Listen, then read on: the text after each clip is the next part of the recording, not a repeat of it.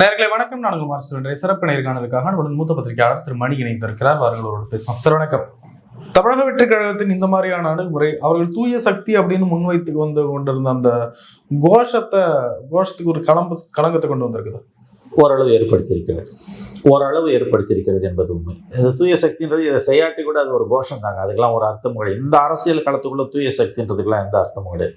எல்லாரும் செய்யறதை நீங்க செஞ்சாதான் களத்திலே நிற்க முடியும். அதை தான் அவங்க செஞ்சுக்கிட்டு இருக்காங்க.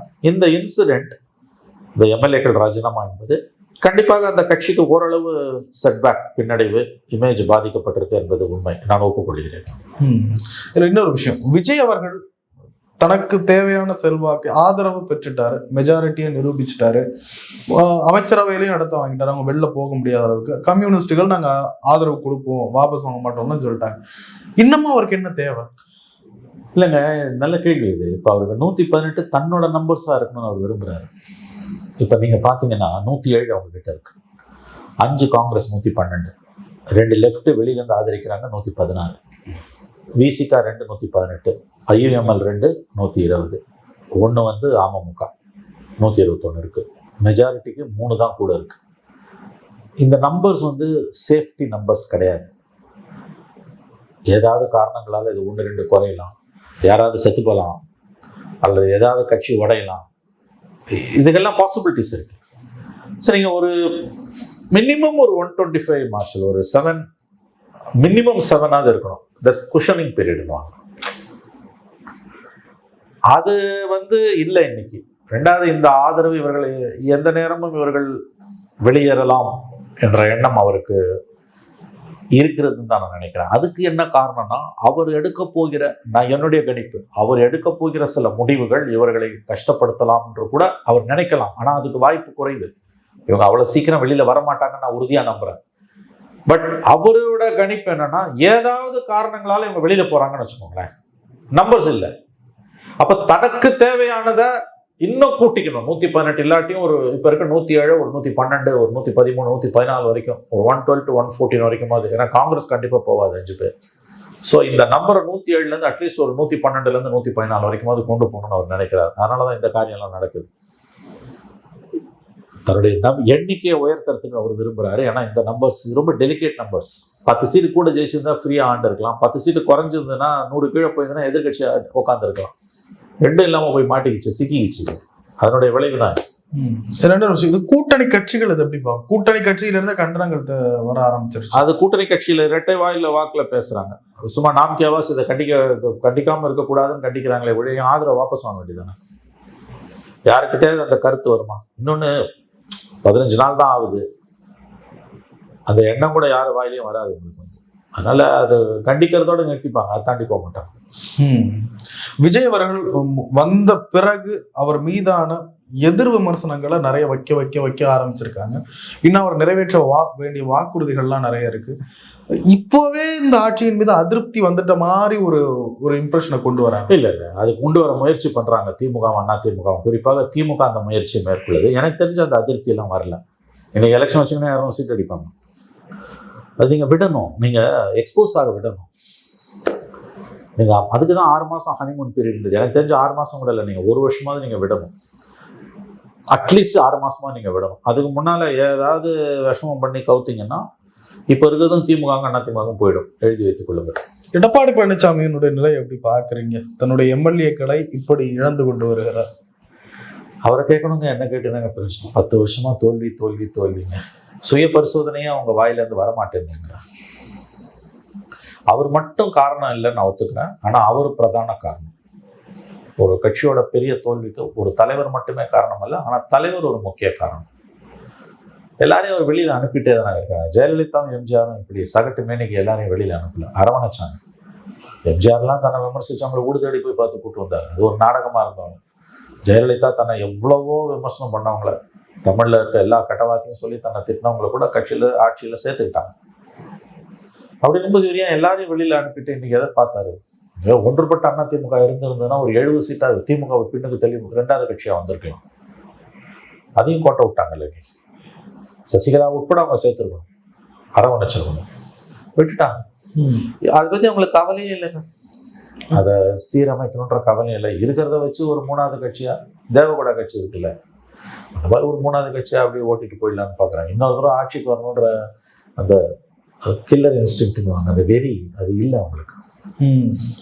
இந்த 2 அணிகள் தற்பொழுது இருக்கக்கூடிய நடைமுறையில் இருக்கக்கூடிய இந்த 2 அணிகள் சேரும் இது சேர்ந்தாலும் உருப்படாதுங்க, சேராதுங்க. எடப்பாடியோட அணுகுமுறையும் இவர்களுடைய அணுகுமுறையுமே வந்து அது வந்து ஒரு தீராத பகையா மாறி போச்சு. ரெண்டாவது அவருடைய அணுகுமுறையால நீங்க யோசிச்சு பாருங்களேன். நீங்க வந்து பர்சனலி எனக்கு அவர் மேல எந்த கோபமோ வருத்தமோ எதுவும் கிடையாது. எனக்கு தனிப்பட்ட முறையில் எந்த விதமான உறவோ பகையோ அவர்கிட்ட கிடையாது. எனக்கு பொதுவாக சொல்றேன் நான் உங்களுக்கு.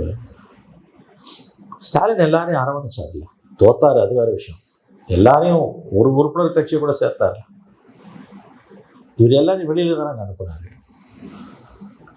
3 தேர்தலில் மாபெரும் வெற்றியை கண்ட ஸ்டாலின் 4வது தேர்தல் போகும்போது ஒருத்தர் விடாம அரவணைச்சார்.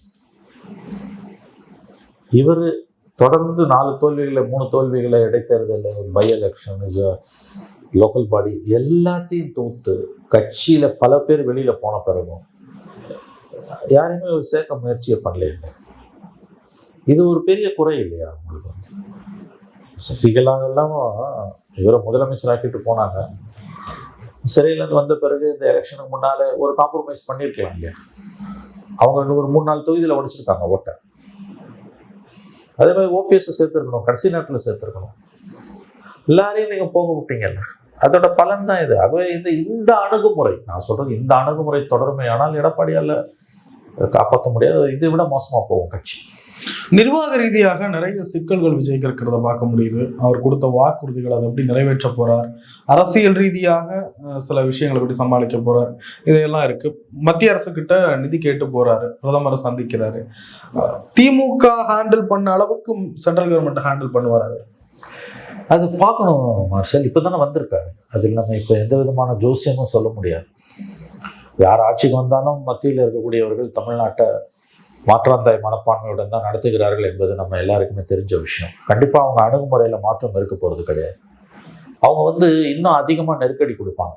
இப்போ உதாரணத்துக்கு பிஎம்ஸ்ரீ ஸ்கீம் மாதிரியான விஷயங்களில் விஜய் வந்து வழிக்கு கொண்டு வந்துடலான்ற ஒரு இருமாப்பு பிஜேபிக்கு இருக்கும். ஏன்னா இவர் புதுசு, அது ஒரு 75 ஆண்டு கால கட்சி, அவங்களுக்கு வந்து சித்தாந்த நிலைப்பாடு வலிமையாக உண்டு. 2வது வாக்கு வங்கி அரசியல் சார்ந்தும் ஓட் பேங்க் பாலிடிக்ஸ்க்கு திமுக சில விஷயங்களை ரொம்ப அடாவடியாக அடமண்டாக தான் விடாப்பிடியாக பிடிவாதமாக இருப்பாங்க. விஜய் அப்படி இல்லை, புது பிளேயர், ஒரு மாதிரி நம்ம ஷேப் பண்ணிடலாம் அப்படின்ற ஒரு இருமாப்பும் பிஜேபி கிட்ட இருக்கும், அந்த அணுகுமுறை இருக்கும்.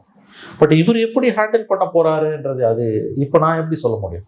அது நம்ம நடக்கும்போது தான் பார்க்க முடியும். அடுத்த 3 மாதங்கள் 4 மாதங்கள்ல அது தெரிஞ்சிடும். முக்கியமான ஸ்கீம்ஸ்லாம் இறங்கி போறாரு அப்படின்னா ஏதோ ஒரு காம்ப்ரமைஸ் நடக்குதுன்னு அர்த்தம். அப்படி இல்லைன்னா இவரால் அதை எப்படி சமாளிக்க முடியுன்றது அதையும் நம்ம பார்க்கணும். இந்த மத்திய அரசோட உதவி இல்லாமல் விஜயால மாநில நிர்வாகத்தை நடத்த முடியாது. அதுவும் அவர் கொடுத்துருக்க வாக்குறுதிகள் எல்லாம் நிறைவேற்றுறதுக்கு ஸ்டாலினுக்கு மத்திய அரசின் உதவி தேவைப்பட்டதை விட மிக அதிகமாக விஜய்க்கு தேவைப்படுகிறது. அப்போ எந்த அணுகுமுறையை அவர் கடைபிடிப்பார் என்பது பொறுத்திருந்தாங்க நம்ம பார்க்கணும். பிஜேபி விஜய் எப்படி பார்க்கும்? இன்ட்ரெஸ்டிங்லி இப்போ 15 நாள் அவங்க எந்த வாயுமே திறக்கல. அவங்க ஒரு விதத்துல விஜயை ரசிக்கிறாங்க. இப்போ அப்படிதான் நான் பார்க்குறேன். ஏன்னா இப்ப நிலைமை என்னன்னா திமுக வந்து சிதைந்து இருக்கிறது, தனிமைப்பட்டிருக்கிறது. அதிகாரத்தை இழந்தது பிரச்சனை இல்லை, அது 5 வருஷத்துக்கு ஒரு தடவை வரும் போகும். கூட்டணியா ஸ்டாலின் கட்டி காப்பாத்தின 3 தேர்தல்கள் கட்டி காப்பாத்தின அந்த கூட்டணி இன்னைக்கு மொத்தமா அருந்திருக்கு.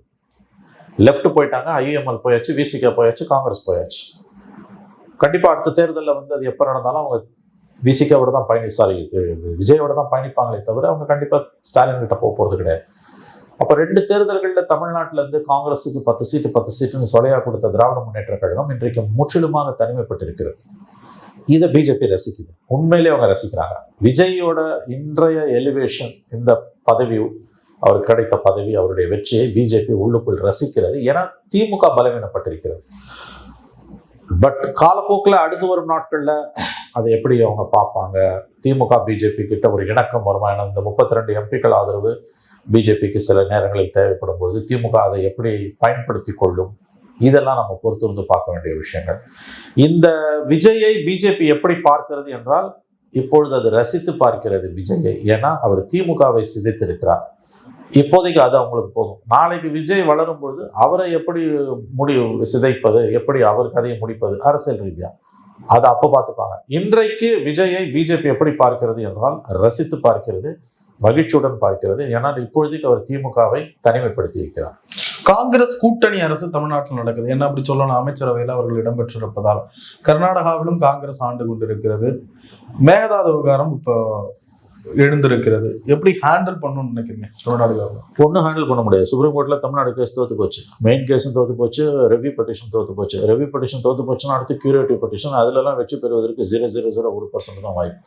ஸோ கர்நாடகா கவர்மெண்ட்டுக்கு சுப்ரீம் கோர்ட்டு கிளியரன்ஸ் கிடைச்சிருச்சு. ரெண்டாவது விஷயம், மத்தியில் யார் ஆண்டாலும் காங்கிரஸோ பிஜேபியோ அவர்கள் கர்நாடகாவில் யார் ஆண்டாலும் கர்நாடகாவை தான் ப்ரிஃபர் பண்ணுவாங்க. ஏன்னா பொலிட்டிக்கல் ஸ்டேக்ஸ், அரசியல் ரீதியாக பிஜேபிக்கும் காங்கிரஸுக்கும் கர்நாடகா தான் முக்கியம், தமிழ்நாடு முக்கியம் கிடையாது. அதனால் இன்சிடென்டலி இப்போ அங்கே பிஜேபி கவர்மெண்ட்டு, தமிழ்நாட்டு கர்நாடகாவில் காங்கிரஸ் கவர்மெண்ட்டுன்னும் போது அடுத்த 2 வருஷத்தில் வந்து அங்கே எலெக்ஷன் வரப்போகுது. அதனால் மேகதாது ஸ்கீமை மோடி கவர்மெண்ட் ஆதரிக்க தான் பார்ப்போம். ஏன்னா அப்போ தான் 28 எலெக்ஷனில் அவங்க ஜெயிக்க முடியும். மேகதாது இஷ்யூவில் வந்து விஜய் அரசுக்கு உச்சநீதிமன்றம் கைவிட்டு விட்டது. கண்டிப்பாக மத்திய அரசுக்கு பிறந்தும் எந்த உதவியும் இருக்காது. போராட்டம் பண்ணலாம், சத்தம் போடலாம், ஒன்றும் பண்ண முடியாது. அவங்க அணை கட்டுறதுலாம் கட்டி தான் தீருவாங்க. யார் தமிழ்நாட்டை ஆண்டாலும் இதுதான் நிலைமை, அதை மறந்துடாதீங்க. இன்னைக்கு தமிழ்நாட்டில் துறைமுக நீர்வளத்துறை அமைச்சராகவும் ஸ்டாலின் முதலமைச்சராக இருந்தாலும் இதே நிலைமை தான். ஆனால் இதை ஒரு நெருக்கடியாக விஜய்க்கு தமிழ்நாட்டில் உள்ள கட்சிகள் கொண்டு போகும் என்பது உண்மை. இல்லை, இதுல விஜய் வந்ததுனாலதான் இப்படி ஆச்சு, திராவிட கட்சிகள் இருந்தா அப்படி ஆயிருக்காது. விஜய் வந்ததும் பாத்தீங்களா, முட்டாள்தனத்தின் உச்சம். உச்சநீதிமன்றத்தில் நடந்த தீர்ப்பு, சுப்ரீம் கோர்ட் ஜட்ஜ்மெண்ட், அதே ஸ்டாலின் கவர்மெண்ட்ல இருந்த வழக்கறிஞர்கள் தான் வாதாடி இருக்காங்க. அதே வழக்கறிஞர்கள் தான். பிடிக்காத மருமக எது பண்ணாலும் குற்றம் இல்லையா, அந்த கதை தான். திராவிட கட்சிகள் ஹேண்டில் பண்ண அளவுக்கு இந்த விவகாரங்களை ஹேண்டில் பண்றதுல விஜய், திராவிட கட்சிகளும் ஹேண்டிலே பண்ணலன்ற நான் அந்த இடத்துல தான் நான் வேறுபடுறேன். திராவிட கட்சிகள் அப்படியே சாதிச்சு கீழ்ச்சிட்டாங்கன்றது தப்பான வார்த்தை. யார் ஆண்டாலும், மறுபடியும் சொல்லுகிறேன், திமுக, அண்ணா திமுக, தாவேகா, யார் ஆண்டாலும் மத்தியில் இருப்பவர்கள் மோடியோ, மன்மோகன் சிங்கோ, காங்கிரஸோ, பிஜேபியோ கர்நாடகாவை தான் ஆதரிப்பாங்க. ஏன்னா அவங்க 2 பேருக்கும் அங்கே ஸ்டேக்ஸ் அதிகம். அதனால அந்த பதில் தான் எதிர்க்கும். அதனால இவர் தோத்துட்டாரு, அவர் ஜெயிச்சாங்களா, கதை இழப்பது. ஆனால் அது அரசியல் ரீதியாக எடப்பாடியும் ஸ்டாலினும் வந்து, குறிப்பாக திராவிட முன்னேற்ற கழகம் வந்து, அவர் தமிழ்நாட்டின் அக்கறை இல்லாதவர், தமிழ்நாட்டை காட்டி கொடுத்து விட்டார், தமிழ்நாட்டை விட்டு விட்டார்லாம் வியாக்கியானம் பண்ணுவாங்க, விஷம பிரச்சாரம் செய்வாங்க. பட் விஜய்க்கு இருக்கக்கூடிய பொதுமக்கள் ஆதரவின் பின்புலம் கொண்டு பார்க்கும்போது அந்த எம்ஜிஆருக்கு எதிராக செய்தது எதுவும் எப்படி எடுபடாமல் போச்சு திமுக, அந்த மாதிரி தான் இந்த விஷயத்திலையும் எடுபடாமல் போகும். பட் இந்த பிரச்சனை விவசாயிகள் மத்தியில் ஒரு சிக்கலை, ஒரு பாதிப்பை அரசுக்கு ஏற்படுத்துவதற்கான வாய்ப்புகள், சாத்தியக்கூறுகள் அதிகம். அதை நான் மறுக்கவில்லை. அது இமேஜ் பேட்டில். அதை அவர் எப்படி ஹேண்டில் பண்ணுவான்றது அவர் தான் முடிவு பண்ணும். நிறைய விஷயங்களை போயிருந்தோன்னே